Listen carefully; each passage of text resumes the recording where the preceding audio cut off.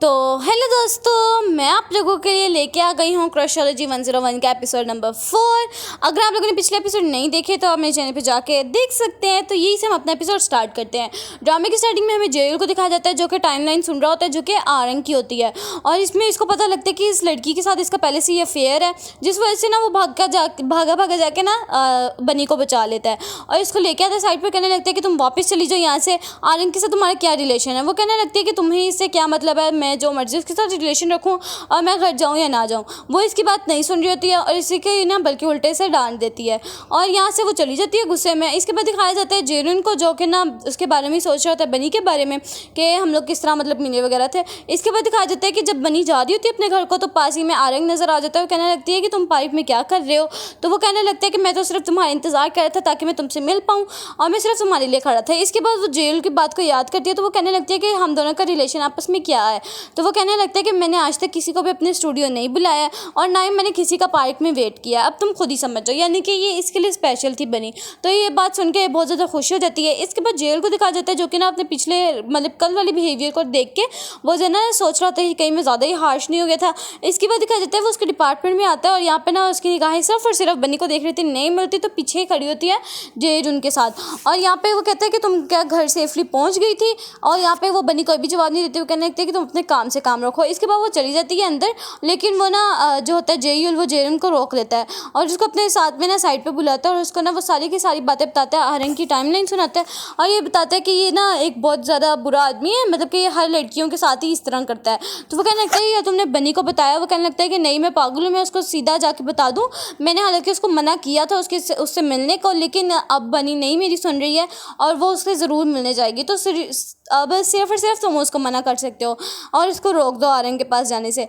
और ये कहने लगता है कि तुम उसके क्या ही लगते हो, मतलब कि तुम उसके लिए खास हो जो तुम उसके लिए ये सब कुछ कर रहे हो। लेकिन वो कोई जवाब नहीं देता है।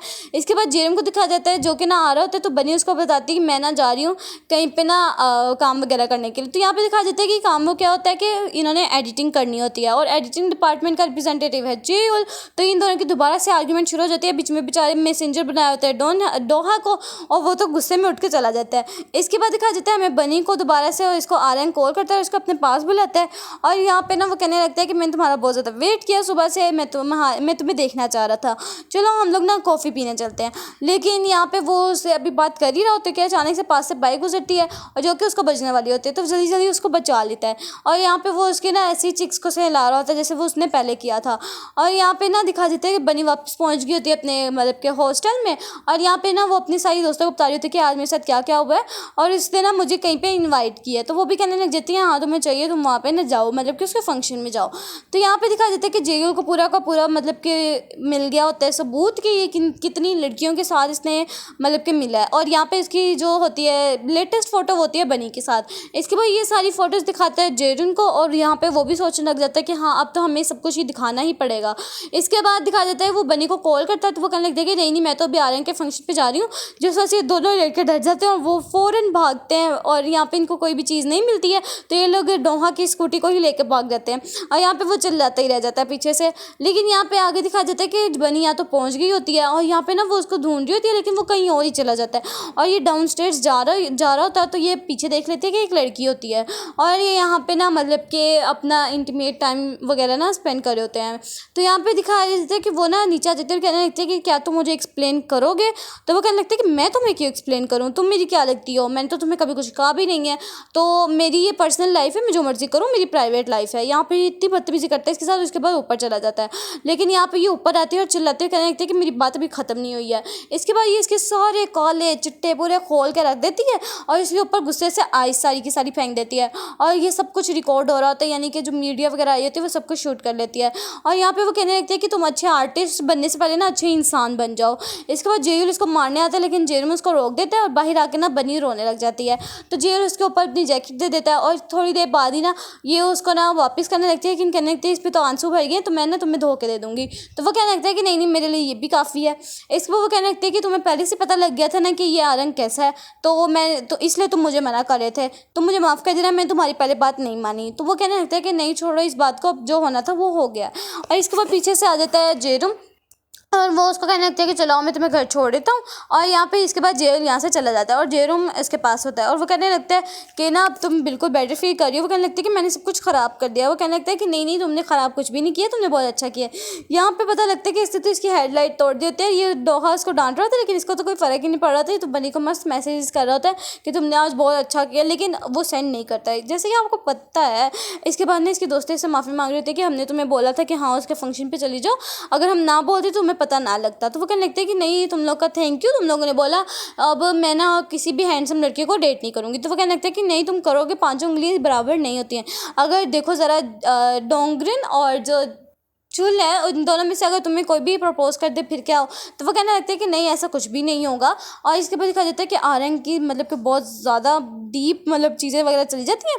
यहाँ पे उसकी जेल आता है उसके पास, लेकिन ना वो पिचकारी मार के वहाँ से भाग जाता है, इसको पता नहीं होता है। यहाँ पे सारी मीडिया वगैरह आ जाते हैं क्योंकि इसकी स्पॉन्सरशिप सारी कैंसिल हो गई है। इसकी जो बारे में चीज़ें वगैरह थी वो सब मीडिया पे चली गई और ये किसने किया होता है, ये जेरम ने किया होता है। और यहाँ पे दोनों लड़के बैठे होते हैं आराम से और यहाँ पे ना ये बात कर रहे होते हैं बनी के बारे में। और इसकी दोस्तें समझ लेती हैं कि शायद लोग बनी के बारे में ना लड़ रहे हैं आपस में, लेकिन ये लोग ऐसी बात करते हैं। और यहाँ पे ना जेल पूछने लग जाता है कि ना तुमने इतना कुछ किया है बनी के लिए, तो तुम्हें मतलब किसके लिए कोई फीलिंग्स वगैरह हैं या नहीं है। तो वो कहने लगता है कि नहीं मैं सिर्फ और सिर्फ वो दोस्त है। यहाँ पे तो वो सुनने ही लग जाते हैं। यहाँ पे बॉबिन को पता लगता है कि जहाँ पे वो जॉब लेना चाह रही थी वहाँ का इंटरव्यू जब ओपन हो गया, लेकिन यहाँ पे उसको कोई भी नई टैक्सी मिल रही होती है। तो यहाँ पे डोंगा की वो स्कूटी पे बैठ जाती है और उसके साथ ही चली जाती है। इसके बाद वो उसका हेलमेट उतारता है और यहाँ पे ना वो उसका फ़ोन लेके अपना नंबर सेव कर देती है और कहने लगती है कि अब मैंने ना तुमने जो एहसान किया मैं इसको ज़रूर पूरा करूँगी। और यहाँ पे दिखा देता है यहाँ पे प्रोजेक्ट के लिए ना इन दोनों ने हाथ खड़ा किया होता है। तो यहाँ पे यूरी भी होती है और कहने लगती है कि मैं भी इनके प्रोजेक्ट में जाऊँगी। और यहाँ पे ये भी मान जाता है कि चलो ठीक है। यहाँ पे यूरी के प्रोजेक्ट में आने का कोई और मकसद नहीं बल्कि वो डोंगरी को पसंद करती थी, इस वजह से वो आई थी इस प्रोजेक्ट के अंदर। यहाँ पे दिखाया जाता है हमें जे यूल को, जो कि मतलब कि अपने प्रोजेक्ट पे बहुत ज़्यादा डीप वर्क कर रहा होता है क्योंकि इसका बिना मतलब आगे जाके इसका कंपटीशन है, इसलिए यहाँ पे डोहा इसको बताने लग जाता है कि इसका कुछ दिनों तक कंपटीशन है जिस वजह से ये बहुत ज़्यादा काम करे, तो यहीं पे ही सो गया। इसके बाद दिखाया जाता है कि जेयूल उठ गया होता है और ये लोग आपस में बातें वगैरह कर रहे होते हैं और यहाँ पे ये फिर से उसका शुक्रिया अदा करती है और यहाँ पे बस ये बातें वगैरह करके यहाँ से चले जाते हैं, मतलब उसका थैंक यू करके वहाँ से भाग जाती है वो वहाँ से ना। और यहाँ पे दिखाया जाता है हमें नेक्स्ट सीन में कि यहाँ पे ये डोंगरिन के साथ जा रही होती है यानी कि अपने डिपार्टमेंट में। तो यहाँ पे पास में बहुत ज़्यादा ना मतलब हजूम होता है लोगों का, तो वो देखने आती है। तो यहाँ पे जे हो जाता है जो कि अपनी ना अब कंपटीशन के लिए एडिटिंग वगैरह कर रहा था और कोरियोग्राफी कर रहा था। और यहाँ पे वो देख लेते हैं उन दोनों को जाते हैं और इन दोनों ने हाथ पकड़े होते हैं। बस भाई उन दोनों ने हाथ पकड़े हैं, बस अब ये सोचने ही लग जाता है उसके बारे में इतना कुछ। और यहाँ पे ना ये भी सोचने लग जाती है जेयूल के बारे में कि वो कितना ज़्यादा मतलब काम वगैरह करते हैं, हार्ड वर्क। और यहाँ पे ये लोग पार्टी कर रहे थे मस्ती के, इनका बहुत ज़्यादा अच्छे से तरीके से प्रोजेक्ट हो गया। लेकिन ये अभी तक भी बनी को ही सोच रहा था कि ये दोनों किस तरह हाथ लेके जा रहे थे। इसके बाद वो बनी को कॉल करना चाह रहा था लेकिन वो नहीं करता, अपने आप से सवाल करने लग जाता है मैं करूँ या ना करूँ। यहाँ से पास से बनी गुजर जाती है, उसके पैर से ना गलती से बैनर गिर जाता है। यहाँ नीचे ही होता है जेयूल भी, तो वो वहाँ से एक साइड से बनी कर रही होती है, एक साइड से जेयूल कर रहा था। इन दोनों को ही नहीं पता होता। फाइनली ये दोनों आपस में एक दूसरे से मिल जाते हैं और यहाँ पे ना वो सीन मतलब कि याद करने लग जाता है, कहने लगता है कि क्या तुम सच में खड़ी हो मेरे सामने। और यहाँ पे हमें थोड़े पास सीन दिखाई देता है कि जब ये मिलिट्री से आ रहा था पास ही में डोंगा था और यहाँ पे ना इसने पहली दफ़ा देखा था बनी को, बस फर्स्ट साइड इसको लव हो गया था वहीं से। और इसके बाद इसने देखा था पहली दफ़ा उसको यूनिवर्सिटी में जहाँ पे वो बॉन्क्सू उसको दे रहा था नेकलेस वगैरह, तो यहाँ पे वो गलती से टकराया था। यहाँ पे हर एक सीन चलाया जाता है कि यानी कि ये शुरू से ही इसको पसंद करता था।